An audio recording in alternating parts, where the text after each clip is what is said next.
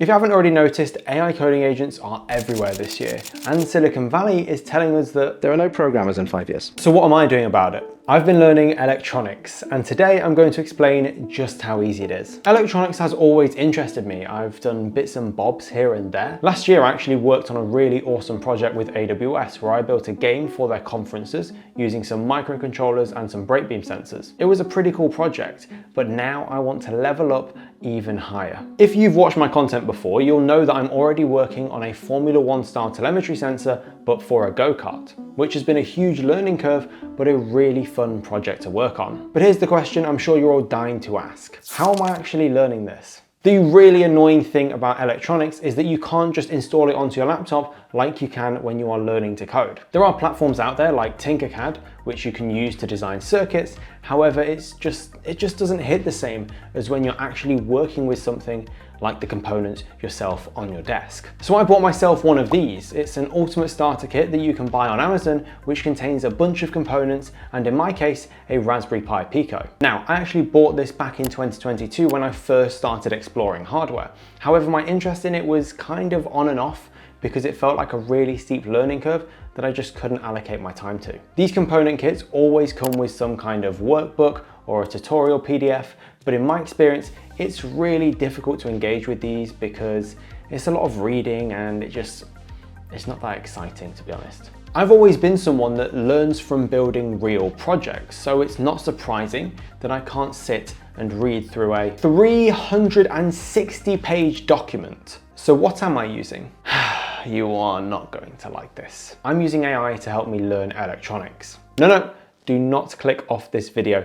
Wait a second. It turns out that not only is AI really good at coding, it's also really good at telling me how not to break my components. Because building hardware is so much more of a human-involved process, I have got to be a lot more involved than I do compared to if I'm building some software. Let's say that I start with the idea of building a G-force sensor, for example. I can do my own research on which sensors to buy, and I can also ask ChatGPT for advice, but I am still involved in the process because I'm the one buying them. It's not like software development where the AI coding agent will just decide that you are using Tailwind for your styling. I can also ask ChatGPT for advice on how to connect the components, whether I need resistors or how to supply the right amount of power, because if I supply the wrong amount of power, then I will break the component. So I still need to think about how I'm building it, but it's like having someone over my shoulder making sure that I don't massively screw it up. At the moment, you can't ask an AI hardware agent to go from idea to a finished device sitting on your desk in a single prompt. And that's exactly why I'm enjoying this so much, because for the first time in a while, I actually feel like I'm building again. Typing a prompt